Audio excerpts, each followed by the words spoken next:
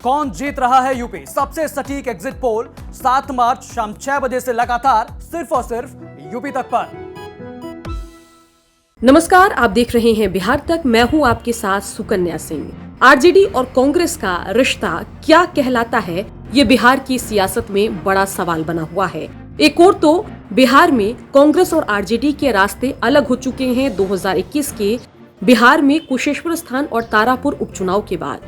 वहीं दूसरी ओर फ्लाइट में राहुल गांधी के साथ तेजस्वी यादव साथ सफर करते नजर आते हैं। तो लगता है कि क्या आरजेडी और कांग्रेस का रिश्ता ठीक हो रहा है, क्योंकि अगर साथ में सफर की है तो बातचीत भी हुई होगी, और बातचीत अगर हुई होगी तो कोई सियासी खिचड़ी भी पकी होगी। लेकिन इन सब के बीच अगर एमएलसी चुनाव पर गौर करें तो आरजेडी और कांग्रेस एक दूसरे के खिलाफ एमएलसी चुनाव के मैदान में होंगे, क्योंकि एक और तो एमएलसी चुनाव के लिए आरजेडी ने कांग्रेस को महागठबंधन से बाहर कर दिया है, वहीं कांग्रेस भी अपने अलग कैंडिडेट उतारकर आरजेडी के साथ साथ एनडीए को भी चुनौती दे रही है।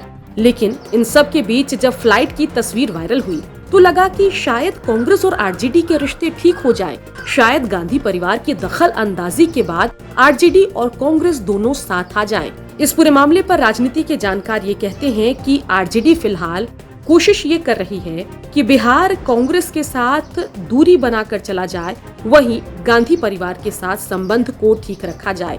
कई मौकों पर लालू यादव भी कह चुके हैं कि बेशक बिहार कांग्रेस से हमारे रिश्ते ठीक नहीं हैं, लेकिन केंद्र की राजनीति में हमारा सहयोग सपोर्ट हमेशा कांग्रेस को रहेगा।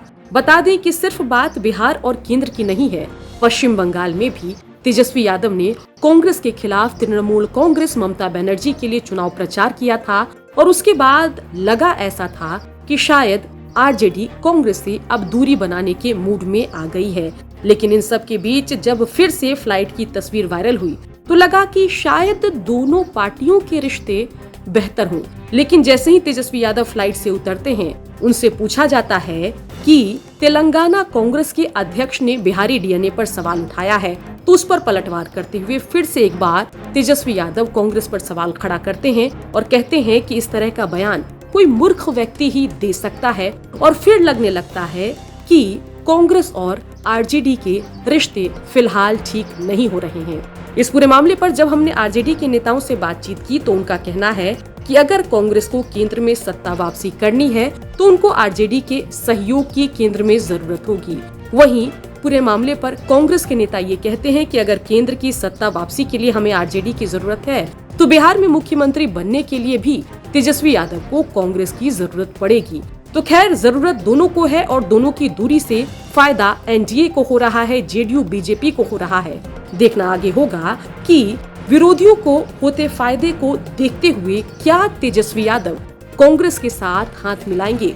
2024 का लोकसभा चुनाव और 2025 का बिहार विधानसभा चुनाव इस दृष्टिकोण से अहम हो जाएगा कि क्या लोकसभा और विधानसभा चुनाव में भी कांग्रेस और आरजेडी के रास्ते अलग होंगे, या दोनों पार्टी हाथ मिलाकर विरोधियों से टक्कर लेगी। बिहार की खबरों पर नजरें हमारी टिकी है। आप देखते रहिए बिहार तक।